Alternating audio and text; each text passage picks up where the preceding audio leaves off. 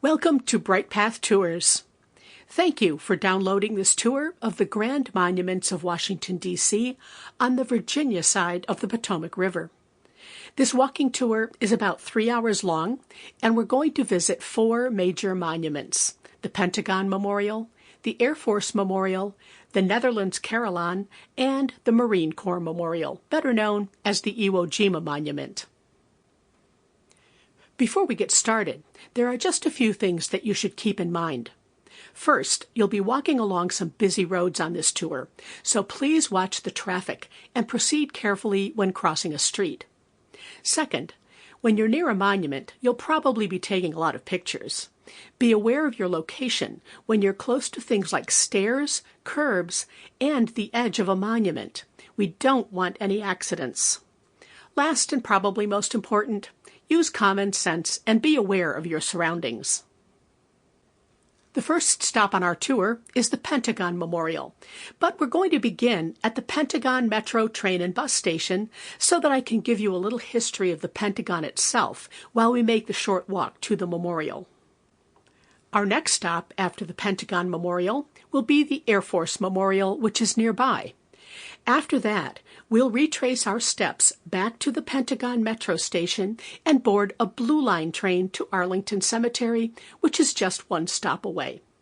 We'll walk through Arlington Cemetery to reach the 3rd monument, the Netherlands Carillon, and finally, we'll end with the Marine Corps Memorial. Once again, we are beginning our tour at the Pentagon Metro train and bus station. So if you're not at the station yet, please pause the tour until you have arrived at Pentagon Metro.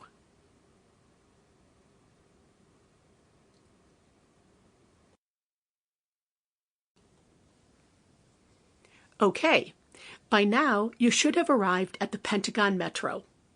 After you come up the escalator, continue straight ahead up the sidewalk. The Pentagon will be on your right.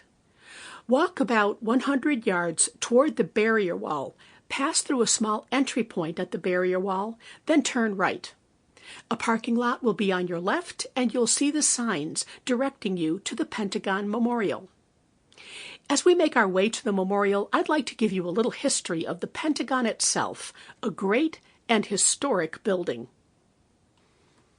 If you had walked down the National Mall in the early 1940s, you would have seen many of the government buildings used for War Department personnel.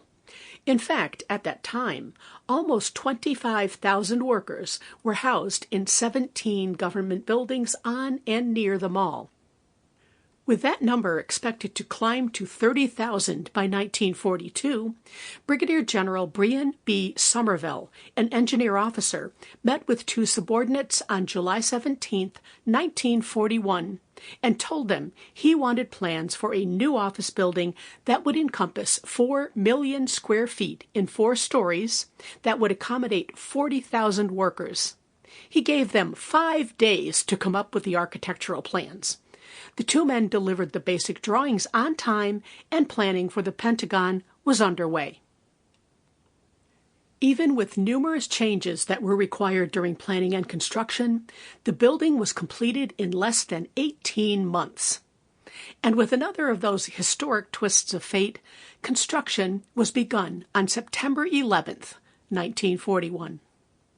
With some 4,000 construction workers working round-the-clock shifts, the building was completed by January 15, 1943. At the time, the cost was about $83 million.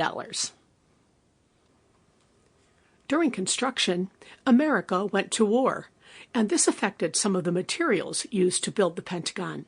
For instance, concrete replaced metal in some elements of the building, with gently sloping concrete ramps replacing elevators. Drain pipes were made of concrete, not metal, and various other features of bronze, copper, and metal were eliminated. Ornamentation was kept to a minimum or eliminated altogether. And those concrete ramps? Sample complete. Ready to continue?